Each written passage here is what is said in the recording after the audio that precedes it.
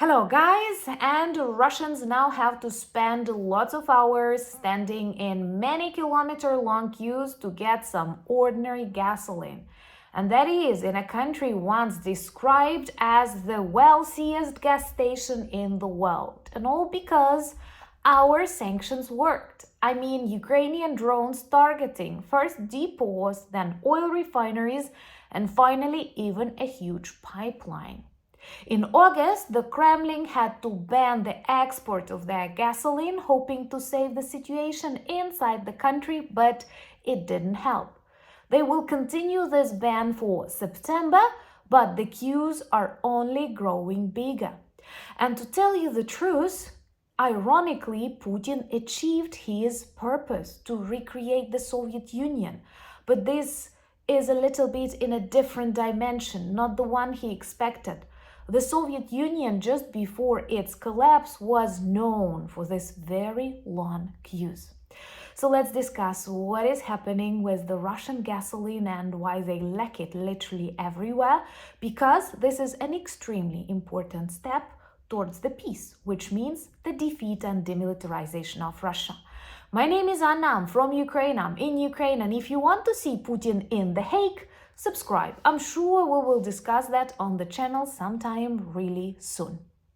So, Ukrainians have developed an extremely effective strategy to target what is super important for the Russian war machine, for their economy.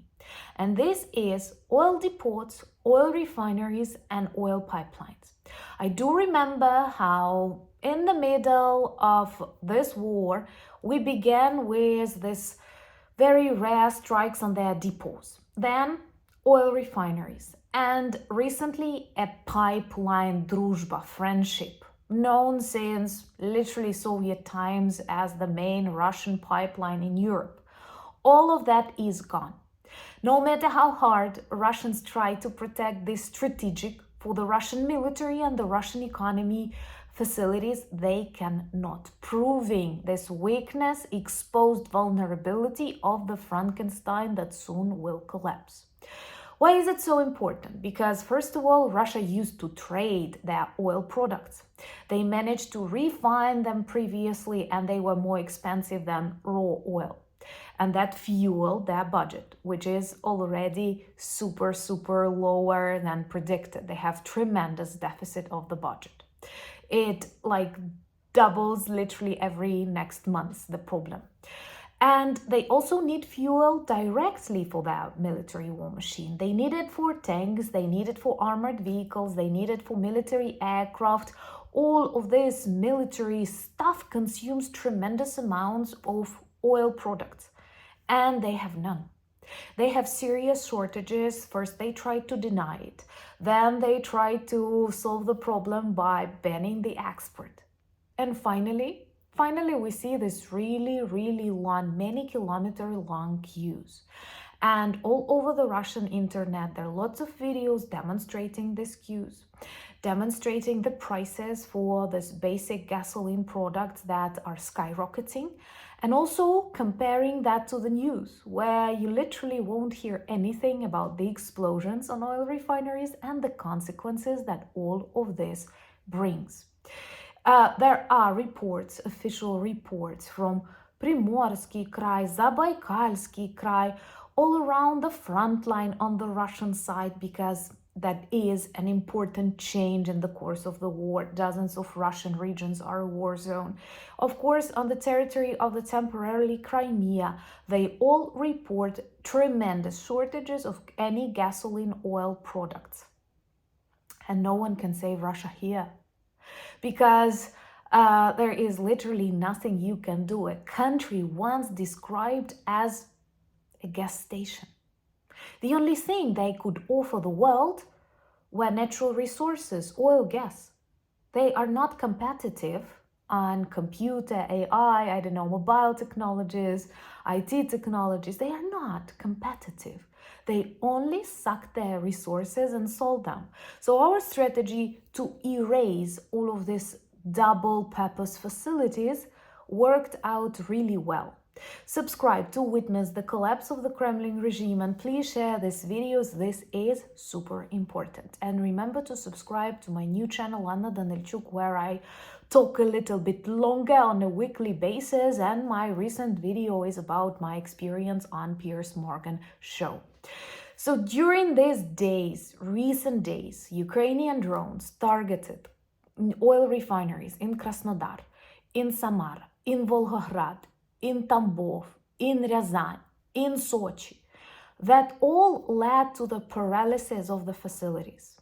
So first we implement Ukrainian drone sanctions, thumbs up for that, and then we implement your European American sanctions that prevent Russia from repairing these oil refineries that they need, or hubs on their pipelines.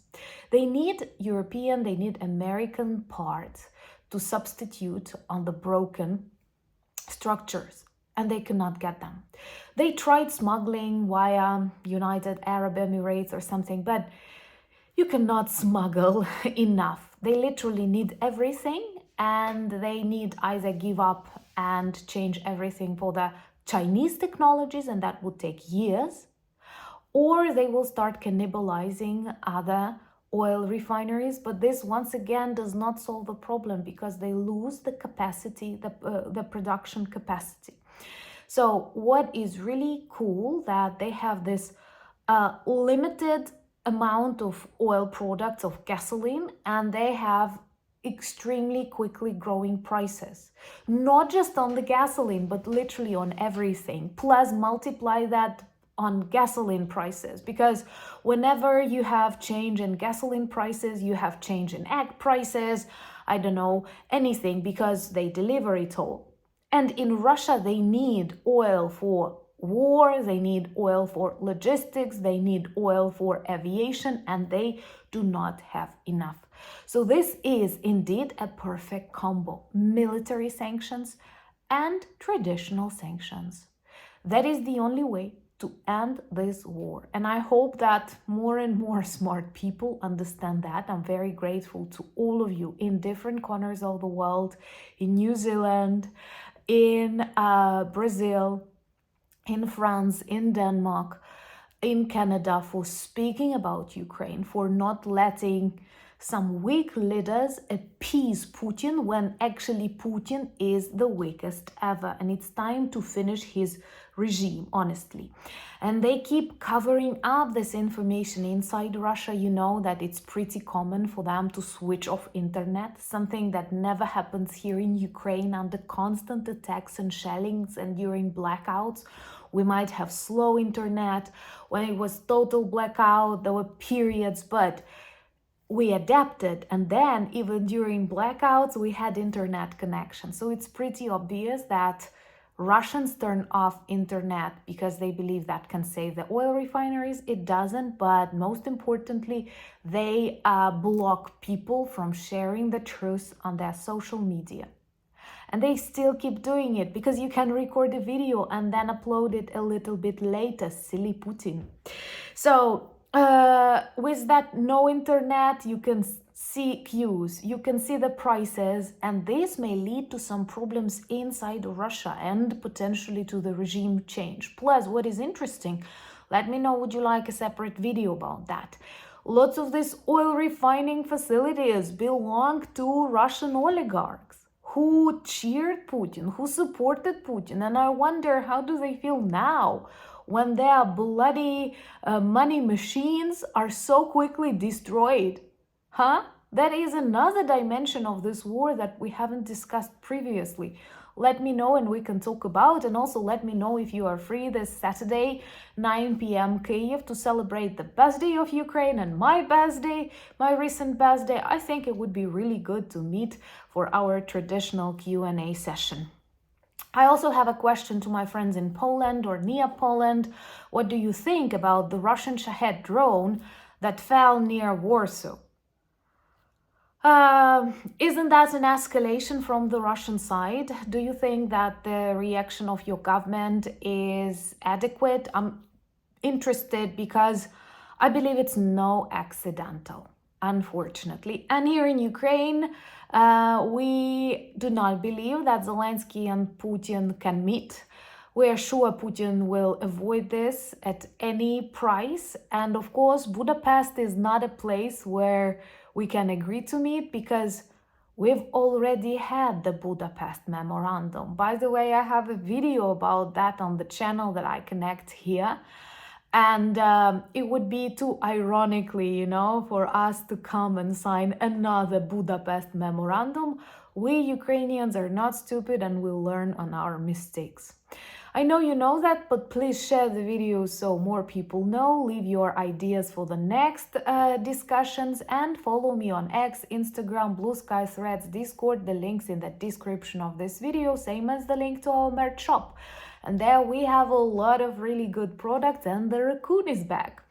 Thank you for buying me coffees, becoming my patrons and sponsors of the channel, but most importantly, thank you for being friends of mine and friends of Ukraine. Slava Ukraini!